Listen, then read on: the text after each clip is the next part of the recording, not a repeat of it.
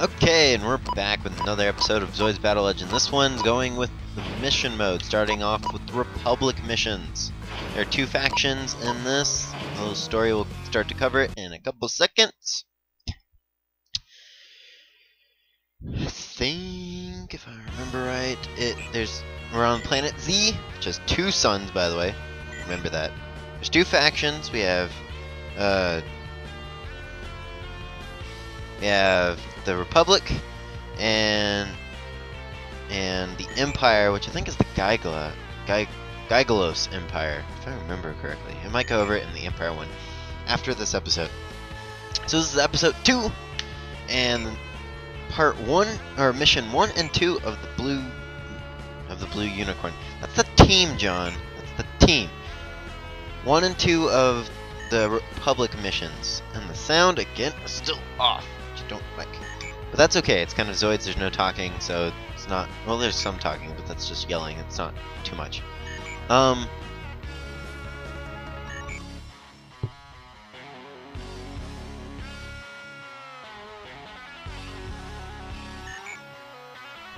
Anyway, so this is our main character, Shoma. No, that's a bad one. And we have this mysterious red-haired man, which we won't ever see again after this part of the section. But we had to go to a Republic base because we got word that one had been shot down by Imperial troops. So we're going to go investigate, and then we find this guy. So we'll teach him a lesson. And I'm gonna do this like I'm going to do most of my Republic missions because I'm gonna get my new parts here. And then I'll speed up the section in between where I actually go to the battle and that, so you can see what I'm doing around all that. So for the Republic first mission 1, you start off with a Command Wolf and Cannon Turtle. You're gonna want to use the Command Wolf, obviously. And you do actually get a armor subpart, which that's a good one to use, and you also get a shield. Gonna attach a couple weapons to the command tortoise, not going to use it. But I think it tweak its color too. I think make it blue. Of the two types of the two missions of the Empire and the Republic's probably the easier. Which you'll see kind of why, at least at the beginning. I think also I beat the Republic first. But we're gonna go over the map. In this you get map info. Well, you do get map info in the other one too. This just kind of tells you what situation is, where your players started located, and where the enemy player or players are located, and if you have any allies. So we're just gonna kick it off with battle here. Shoma is gonna save the day, hopefully. Okay, so the Command Wolf, pretty standard unit. You could see it in the other one. Brad was using that. But you're going to want to learn. I said it in the other one, but I stress it a lot in this. You're going to want to learn how to use the side dodge, which I think I show in here. You're also going to want to learn how to one of the best strategies with any four-legged Zoid is that using the kind of with the lower level AIs, especially with lower level with the main stuff. Like this Hellcat has 40,000, or not 40,000. I hope it doesn't have 40,000 HP. It has 4,000 HP, which is a lot for this. I think that's kind of like the balancer between a Hellcat and Command Wolf, because the Command Wolf's obviously going to be much better. It's much better offensively and defensively. It has less HP than the Hellcat nor, but it will do fine. You'll want to use this strategy though for most main, I want to say bosses, but main strategies. Wait till you can get into a melee point, but other than that, go in and take shots when you can. If you have a missile pack, like the 8 missile, I think it's Pod A, where you send out a barrage of missiles at one time, those will be able to turn fairly quickly, and you could get something that you're circling around. But with most Zoids, you're going to want to use your melee as much as possible. Yeah, so, and that's what most pilots specialize in. Not that many actually go with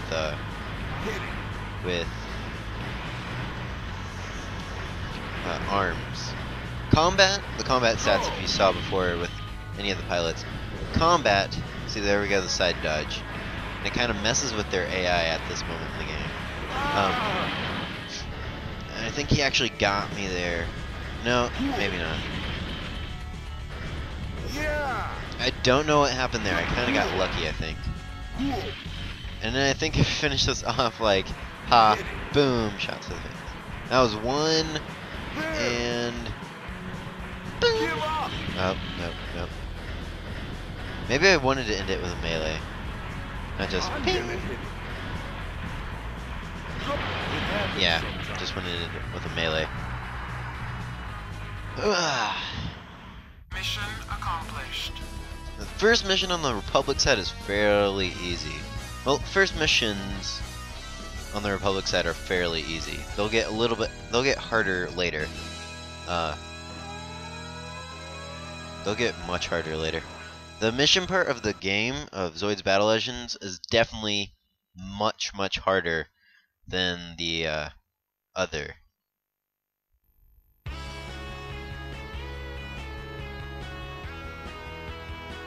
Yep, so we're going to tell this mysterious character, which we find out is Koiki. I think it's Koiki. Those people that know Japanese, correct my pronunciation if you can. But we get sent to another base, and there's this mysterious Zoid in there. Yes, it probably is a new version. I don't think I've ever seen one of those either.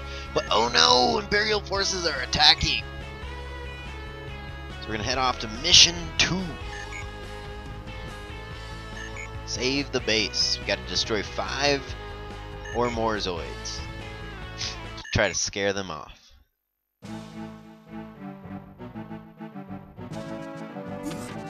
And we get a weapon binder and a flexible booster, which is for the command tortoise, and an assistance booster, which is a booster for the command wolf, and a lot of other four-legged things. And we got a shield for the command tortoise. Wouldn't recommend using command tortoise at all. Not the best thing to have. And we're gonna equip all the other sub parts. I say more often use more shields if you can, but the other parts also make it easier too. The weapon binder is, I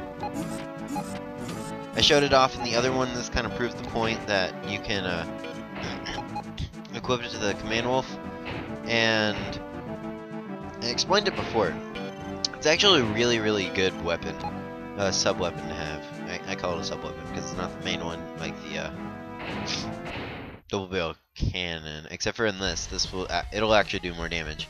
But it gives you a laser pulse and 2, I think it's anti-air rockets, but they target ground because there's no air units in this, except for sea strikers, but they're not really air units. They just kind of hover. So what you're gonna do at this, I didn't show it off, but you're gonna wanna the map. I didn't show off the map, but there'll be one Zaberfang, which is like a tiger type thing. I think we've seen it before. The fierce tigers had it, which I'm trying to snipe him right now. I think. No, I'm trying to snipe a different one. That's a sea striker. It looks like a manta ray. Yeah, or a stingray. They're fairly weak. You have for your basic. That's a Zaberfang. Basic for annoyance units. I don't know if to call them that. Units that are just like the. They're not the actual bosses. Like in this, the basic mission target is actually the Zaberfang. You can destroy as many sea strikers as you want. And it says destroy 5 or more Zoids, but if you don't destroy the Zaberfang, the mission will carry on. And it actually has a high-powered cannon on its top, so you don't want to get hit by that. There, he completely missed it point blank. And there we go with the C-stick dodge. You want to learn how to do that. Can't stress that enough. But anyway, there's 4 basic types of Zoids that are basically the goons. You have Sea Strikers, as you can see here. There are tons of Sea Strikers in this. You have Sea Strikers, Command Tortoise, not as much, but it's most. But they, if you see them, they mostly are. Mulgas and Hellcats. And then we got the insane missiles from the weapon binder, which do a lot of damage. And when you get really good, I'm not showing it off as much because I am not in that practice yet. I will by the end of this, but because most 4-legged things have the crosshairs bounce up and down as they move. Really good ZBL players can time it to fire the missiles without being locked on. So now we just gotta destroy, I think it's 3 Sea Strikers. I think that's all that's left. But as long as you get out the Zaberfang, you can, the mission will end once you get enough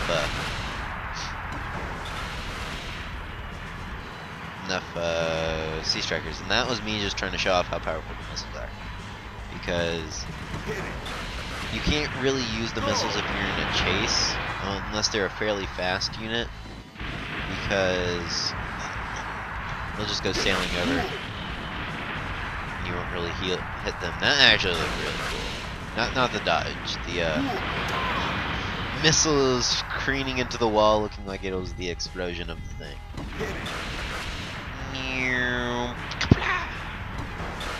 This game is just really satisfying. Just being able to do that and watch the missiles go is really satisfying.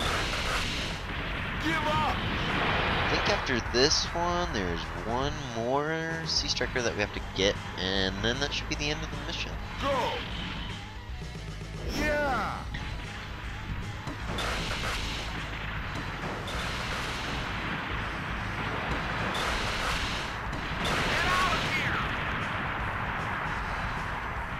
Yeah, I wish I could tweak the sound. I don't know how. I wonder if that's also something with...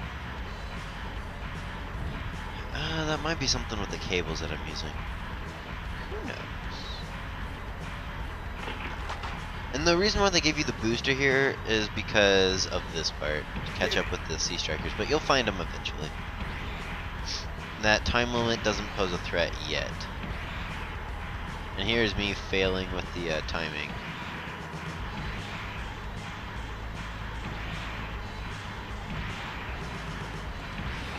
Switch to the weapon binder, there we go.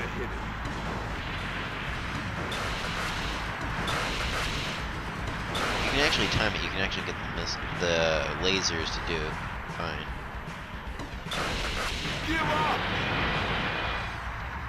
But again, most things you're going to want to rely on their melee.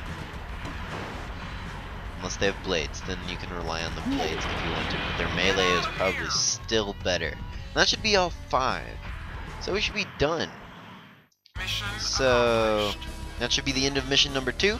Come back for mission number 3 and the rest of Zoids Battle Legends. Thank you for watching. I'm Zakihari Chalcom, and I will... Hopefully you'll join me later for more. See ya!